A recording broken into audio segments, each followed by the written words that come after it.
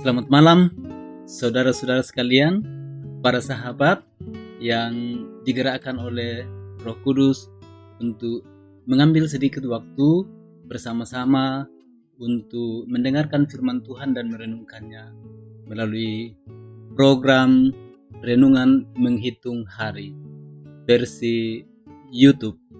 Ini hari yang ke-15. Renungan menghitung hari akan menuntun kita beroleh hati yang bijaksana, takut akan Tuhan, dan suka mengasihi sesama.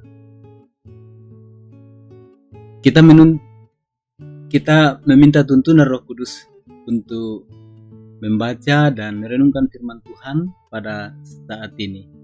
Marilah kita berdoa.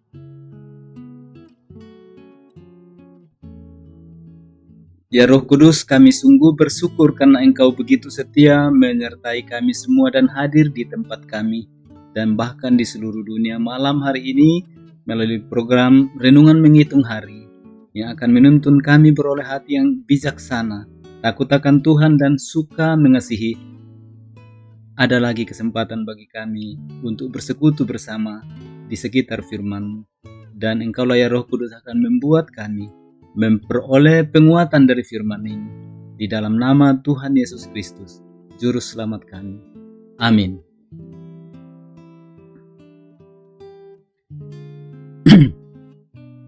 Saudara-saudara, untuk Renungan Menghitung Hari versi YouTube hari ke-15. Pada saat ini, saya sudah menyiapkan bacaan dari Kitab Keluaran pasal 9.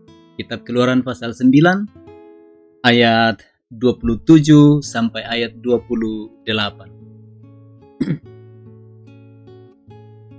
Keluaran pasal 9 ayat 27 sampai ayat 28. Saudara bisa buka Alkitab di rumah. Demikianlah firman Tuhan. Lalu Firaun menyuruh memanggil Musa dan Harun serta berkata kepada mereka, "Aku telah berdosa sekali ini. Tuhan itu yang benar, tetapi aku dan rakyatkulah yang bersalah. Berdoalah kepada Tuhan guru yang sangat dahsyat dan hujan es itu sudah cukup. Maka aku akan membiarkan kamu pergi. Tidak usah kamu tinggal lebih lama lagi." Saya ulangi sekali lagi bacaan ini saudara-saudara karena pendek saja. Lalu Firaun menyuruh memanggil Musa dan Harun serta berkata kepada mereka, "Aku telah berdosa sekali ini. Tuhan itu yang benar, tetapi aku dan rakyatkulah yang bersalah. Berdoalah kepada Tuhan. Guru yang sangat dahsyat dan hujan es itu sudah cukup. Maka aku akan membiarkan kamu pergi. Tidak usah kamu tinggal lagi lebih lama. Amin."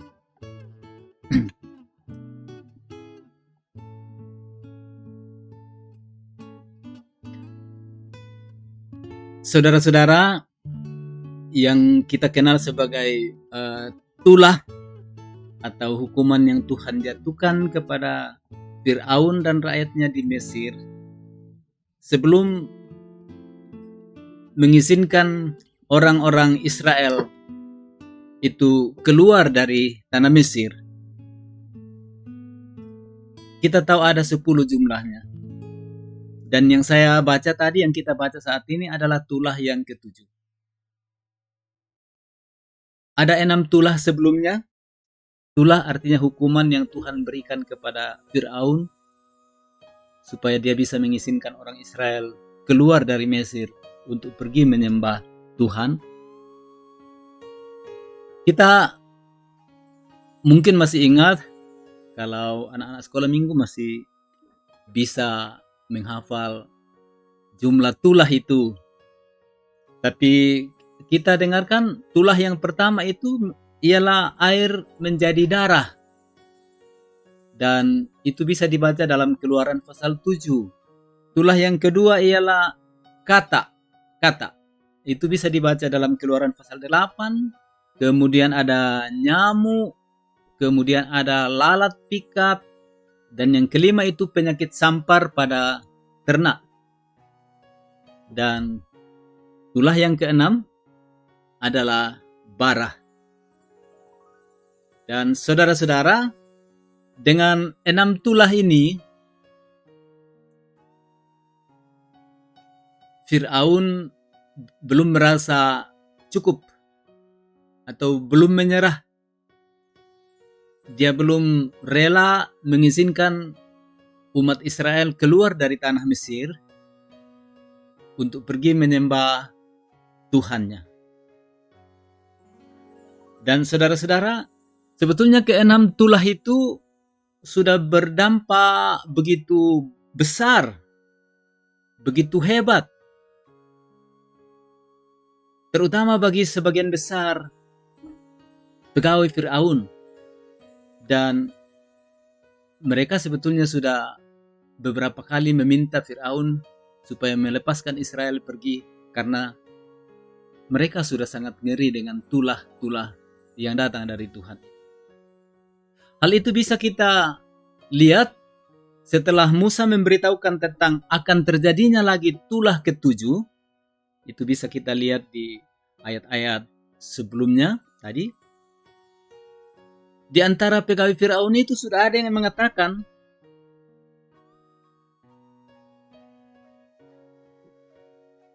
biarkanlah mereka itu pergi. Mereka sudah takut akan Tuhan dan mengindahkan peringatannya. Jadi setelah Musa menyampaikan bahwa akan ada hujan es, ini juga hal yang baik karena Musa langsung meminta mereka untuk membawa ternak mereka ke tempat-tempat yang terlindung. Tapi begitulah, ada yang taat kepada firman Tuhan, takut akan Tuhan. Pegawai-pegawai itu ada juga yang tidak. Ada yang mengindahkan firman Tuhan, ada juga yang tidak mengindahkan firman Tuhan. Nah, hal itu bisa kita lihat di ayat yang ke-21. Nah, tulah ke-7 saudara-saudara itu berupa hujan es. Kalau kita baca, itu sangat dahsyat. Dahsyat, hujan es. Kalau pas hujan deras sekali di Toraja atau di tempat-tempat kita masing-masing, saya tidak tahu apakah di kota-kota juga masih terasa, tapi kalau di Toraja ini juga di tempat kami di Tampak, beberapa kali sudah ada hujan es, tapi es batunya kecil-kecil saja. Tapi sempat menakutkan juga karena kalau jatuh di atap seng itu ngeri juga sebenarnya. Tapi hujan es yang terjadi di Mesir sangat mengerikan. Sangat mengerikan. Sangat dahsyat. Menghancurkan tanaman yang sebetulnya menjadi sumber kehidupan sumber pangan bagi orang Mesir. Luar biasa. Itu Kalau misalnya kita bisa baca di ayat yang ke 20 sebentar. Ayat 24. Ayat 24 itu, dan turunlah hujan es beserta api yang berkilat-kilat. Ini luar biasa gambarannya. Hujan es beserta api yang berkilat-kilat. Tidak normal ini untuk ukuran kita. Ada hujan es beserta api. Ini kalau es sama api kan mestinya es mencair. Tapi itulah, Tuhan bisa buat apa saja.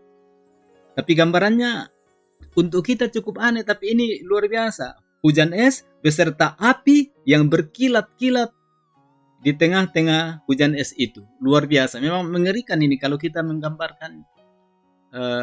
Kalau saya ingat, kadang-kadang hujan es kecil-kecil itu saja sudah mengerikan mendengarkannya jatuh di atap. Ini hujan es beserta api yang berkilat-kilat di tengah-tengah hujan es itu. Jadi bisa dibayangkan ya, mengerikan.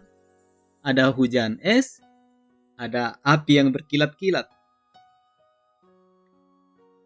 Terlalu dahsyat, seperti yang belum pernah terjadi di seluruh negeri orang Mesir sejak mereka menjadi suatu bangsa.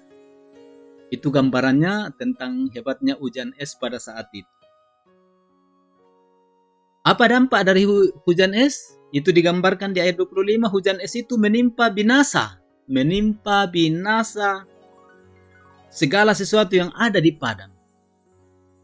Di seluruh tanah Mesir, dari manusia sampai binatang. Ini sangat mengerikan. Dari manusia sampai binatang. Juga segala tumbuh-tumbuhan di padang ditimpa binasa oleh hujan itu, dan segala pohon di padang ditumbangkannya. Itu digambarkan begitu hebat itu tulah hujan es atas bangsa Mesir.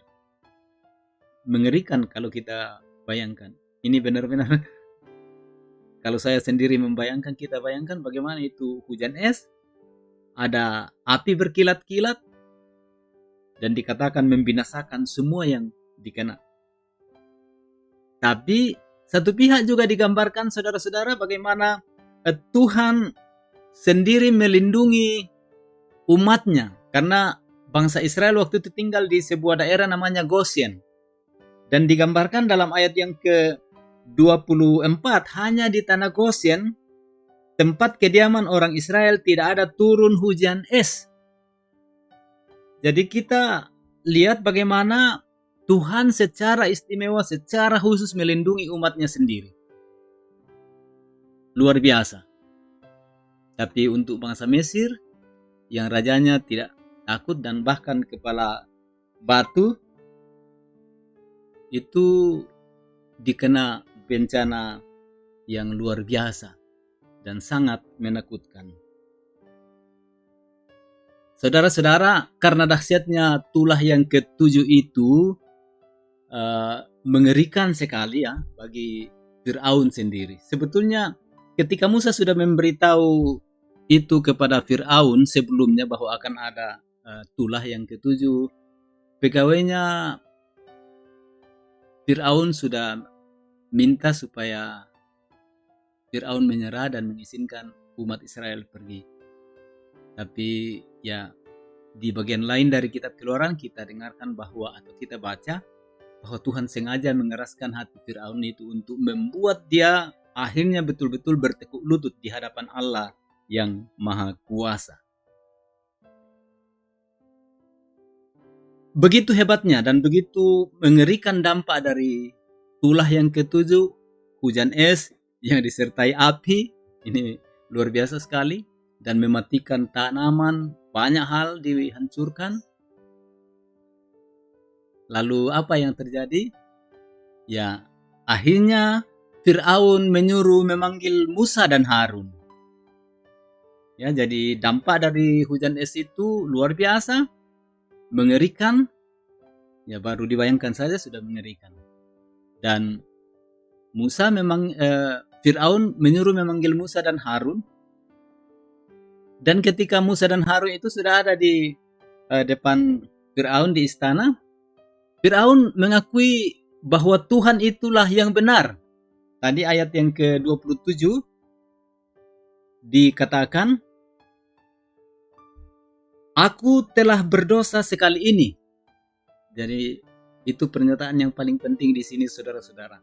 Dia mengakui, "Aku sudah berdosa sekali ini." Padahal sebetulnya sudah 7 kali berdosa. Tapi kali ini dia masih katakan lagi, "Aku telah berdosa sekali ini." Itulah kata-kata yang disampaikan Firaun kepada Musa. Lalu datang kalimat pengakuan. Tuhan itu yang benar. Tuhan itu yang benar. Ini luar biasa pengakuan seorang yang merasa sudah berdosa. Tuhan itu yang benar. Dan kalimat selanjutnya juga penting. Tetapi aku dan rakyatku lah yang bersalah. Nah, itulah tema dari rema kita hari ini. Aku dan rakyatku lah yang bersalah. Ini pengakuan dari Raja Firaun kepada Musa. Luar biasa pengakuannya ya. Aku telah berdosa sekali ini. Saya membayangkan karena sudah 6 tulah sebelumnya dia belum menyerah, dan tulah ke-7 dia baru mengakui, aku sudah berdosa sekali ini. Tuhan itulah yang benar. Tetapi aku dan rakyatku lah yang bersalah. Jadi ini dikontraskan antara Tuhan yang benar dan dia bersama rakyatnya yang bersalah. Ya dia sebetulnya dialah biang keladi dari semua ini. Tapi dia sebut juga rakyat. Ya begitulah sebagai seorang raja ya, mengatasnamakan rakyat juga. Nah, yang sangat menarik saudara-saudara dari pengakuan Firaun ini ialah dia sampai memohon kepada Musa untuk didoakan. Dia katakan, berdoalah kepada Tuhan. Aku akan membiarkan kamu pergi. Tidak usah kamu tinggal lebih lama lagi. Nah, sebetulnya pernyataan Firaun inilah yang sudah lama ditunggu Tuhan dan umat Israel. Dia sudah serius untuk berdoa. Dia minta didoakan, berdoakanlah kepada Tuhan. Dia sadar buruh dan badai es, dikatakan itu sudah cukup. Aku akan membiarkan kamu pergi. Tidak usah kamu tinggal lebih lama lagi. Nah, saudara-saudara, ini pernyataan dan pengakuan yang disampaikan oleh Firaun kepada Musa untuk didoakan. Nah, kita lihat selanjutnya saudara-saudara, dalam ayat 30 sebetulnya kelihatan bahwa Musa itu tahu bahwa Firaun belumlah takut kepada Tuhan. Tetapi Tuhan sudah mengatur sedemikian rupa sampai Musa sendiri mau memenuhi permintaan Firaun itu. Musa memenuhi permintaan Firaun, dia berdoa kepada Tuhan dan ya Tuhan mendengar doanya, Tuhan menghentikan guru. Tuhan menghentikan guru itu.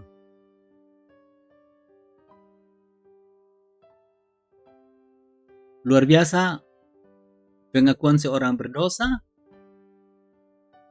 Walaupun Musa sudah tahu dia belum takut kepada Tuhan, itu belum bertobat benar, bahkan juga dikatakan bahwa Tuhan tahu.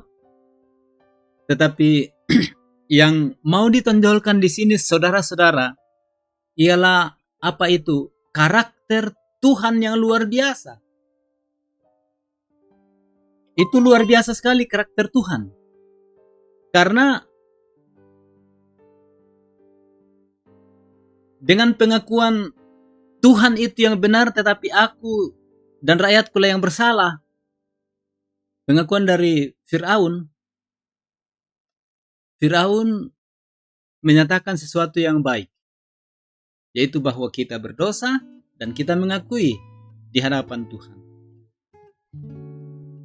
Dan kita lihat selanjutnya bahwa setelah dia minta Musa mendoakan dia, Musa memang keluar, lalu dia mengangkat tangan dan kemudian badai itu berhenti. Hujan es itu berhenti. Saudara-saudara, apa yang ingin saya teruskan kepada saudara dari peristiwa ini? Jelas bahwa tulah 1, 2, 3, 4, 5, 6 itu berat. Dan tulah 7 juga sangat berat, menyebabkan Firaun menyadari bahwa Tuhanlah yang benar, dialah bersama rakyatnya yang bersalah. Dan dari kesadaran itu dia minta didoakan. Dan Musa memenuhi permintaan itu, dia mendoakannya kepada Tuhan dan Tuhan mendengar doa itu. Tuhan menghentikan badai, Tuhan menghentikan hujan es itu. Memang kita heran bagaimana yang kemudian bahwa Firaun ini tidak mengizinkan lagi umat Israel pergi, tetapi Tuhan mendengarkan doanya. Saudara-saudara, itu adalah rencana Tuhan. Karena masih ada tulah ke-8, masih ada tulah ke-9, dan akhirnya tulah ke-10. Tuhan masih ingin membuat Raja Firaun itu sadar benar bahwa dia tidak mampu menghadapi Allah yang Maha Kuasa itu. Dan dia memperlihatkan kepada Firaun dan juga kepada kita bahwa di tengah keberdosaan kita sadar, kita bertobat, kita mengakui Tuhan, kita bisa minta orang mendoakan kita. Kita bisa bertobat, kita bisa minta pendeta mendoakan kita. Dan Tuhan akan mengampuni dosa kita. Disinilah karakter Tuhan yang memang luar biasa, saudara-saudara. Seberdosa apapun kita, Tuhan hanya perlu satu hal. Akui dosamu, jujur kepadanya, datang kepadanya, dan Tuhan akan mengampuni. Itulah Allah kita yang luar biasa. Di dalam Kristus, dosa kita sudah diampuni melalui pengorbanan Yesus Kristus. Dan itulah kebanggaan kita sebagai orang percaya pengikut Yesus Kristus. Dosa kita diampuni, yang penting kita datang kepadanya, mengakui, bertobat, dan setia taat kepadanya. Amin.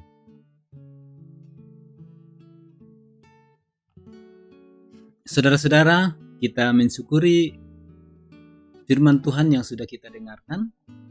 Marilah kita berdoa. Kami bersyukur kepadamu ya Roh Kudus, Allah yang Maha Kuasa. Engkau mengizinkan kami mendengarkan firman pada saat ini.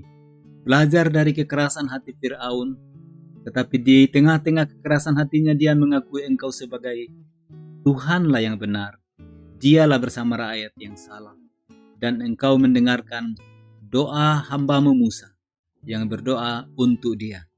Walaupun Engkau tahu bahwa dia belum akan mengizinkan umat-Mu, tetapi Engkau mau mengajar kami melalui peristiwa ini, bahwa di tengah keberdosaan kami tidak boleh berhenti untuk meminta Tuhan mengampuni kami dan mengakui Tuhan sebagai Allah atas kehidupan kami.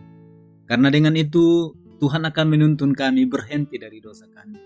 Tuhan akan menuntun kami menjalani hidup dalam taat dan setia kepada Tuhan. Ya Tuhan, pada malam hari ini kami berdoa Engkau melindungi kami semua menjalani malam ini bersama keluarga, bersama para sahabat, dan juga keluarga kami di tempat-tempat yang lain.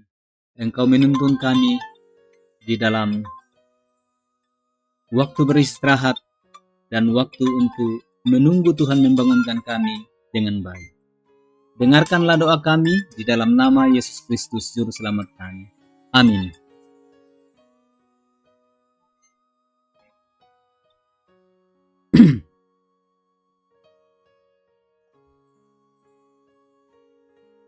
Demikianlah saudara-saudara,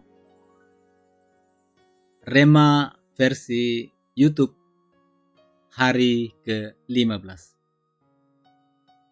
Kita akan bertemu lagi dalam program Renungan Menghitung Hari Rema yang akan menuntun kita untuk beroleh hati yang bijaksana, takut akan Tuhan, dan hidup suka mengasihi. Tuhan menyertai kita, saudara-saudara sekalian. Kita saling mendoakan,